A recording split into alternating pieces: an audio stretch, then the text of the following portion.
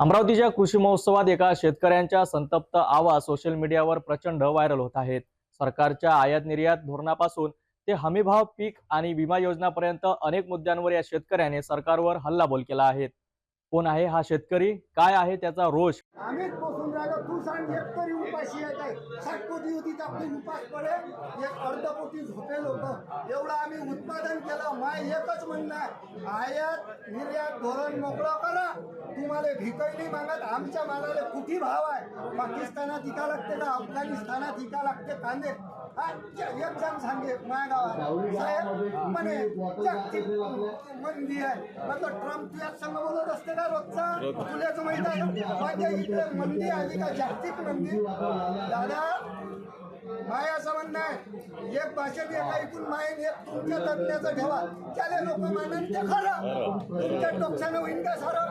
आत्मनिर्भर करला का? आम्ही किती दूर पाहिजे या देशाला? दूर तू भाव सांग, दूर नाही पिकवली तर दादा 6 महिने त्याची गांड दुखल्याशिवाय राहणार नाही। आम्ही पिकून देतो, निसर्गालाही नाही भेट। आत्मनिर्भर सांगतो, या शेतकऱ्यात दम आहे। किती 150 300 कोटी झाली।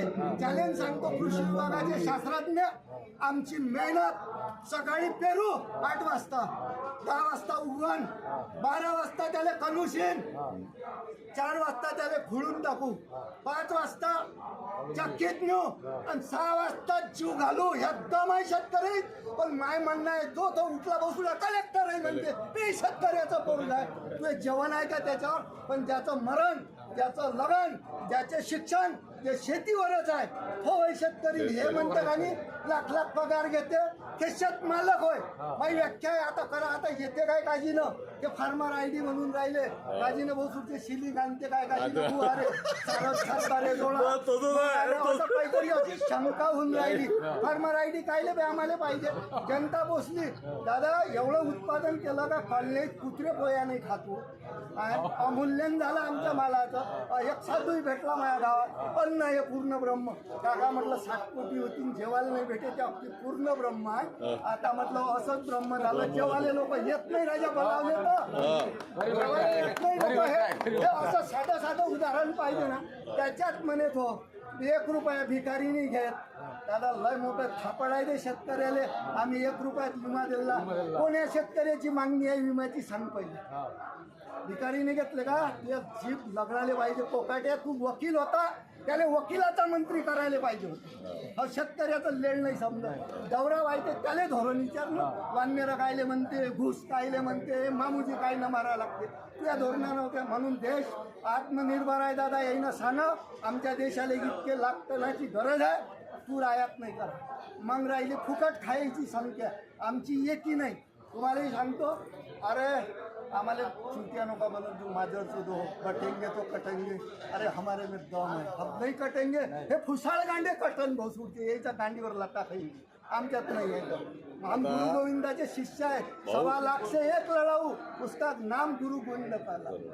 म्हणून दादा आम्हाला एवढे शेतकऱ्याला तुमचं नाव गाव काहीच नाही माहित आहे। हा माहीत असंच झालं। मागचा व्हिडिओ आहे की आमच्या गावात कांदे मागताले पाणी आलं, मग म्हणे तरी पगार पुरत नाही। मग तो होता हे होती हेड मास्तरी, नंतर मास्तर किले होता 55, हेले 45, 1 लाखाचं बजेट। मला आलते माझ्या घरी म्हणजे केस टाकतो लय मास्तर लोक आलते। म्हटलं 52 केसा टाक, मी उत्तर द्यायला समर्थ आहे कोर्टात। म्हणजे हे करतो कोण तू कोण तो म्हणतो शेतकऱ्याच्या मालाबद्दल। मग तू लेकरं फुकट शिकव ना काही दिवस शेतकऱ्याचे। मी हिशोब सांगितला होता, म्हणे काऊन नाही पुरत? मी म्हटलं तुझ्या नवऱ्याला घरचं पाणी गोड नाही लागत, तुझ्या नवऱ्याला भाकर गोड नाही लागत, आणि तू गोड नाही लागत। म्हटलं तिकडेच असते दाबे। बरोबर, म्हणून पगार पुरत नाही आमचं। बसून 20 तुमचं नाव गाव पुरं सांगा। माझे नाव गाव बाळकृष्ण धर्माळे, गोरगाव धर्माळे, मोबाईल नंबर 90 75 21 36 34। कोणची अडचण आली तर फोन करा। अजून तुम्हाला सांगतो, एकही तीर्थक्षेत्राच्या वाऱ्याने झाल्या त्या कुंभात तर येतच नाही। माझ्या गावाचा म्हणजे चलणं पवित्र होते। मी म्हटलं मेंक्यान मासोया तिथंच आहे, परंपरेनं कुंभमेळ्यात त्यात पवित्र नाही झाले तर मी काय शुद्ध होईल म्हटलं.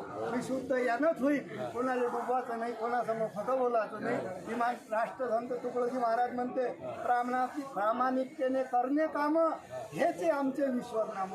दादा वखराला गेलो त्याचं इमानदारीनं 5 तास काम करा, पण या मंदिरात नाही जायला, पण या मस्जिदीत नाही जायला. तर पाहिलं ना कसं एका शेतकऱ्यांच्या बोलण्याने संपूर्ण अमरावती आणि महाराष्ट्रात खळबळ माजली आहे. शेतकऱ्यांच्या समस्या, त्याचे हक्क आणि सरकारचे धोरण यावर तुमचं मत काय, आम्हाला कमेंट बॉक्समध्ये नक्की कळवा.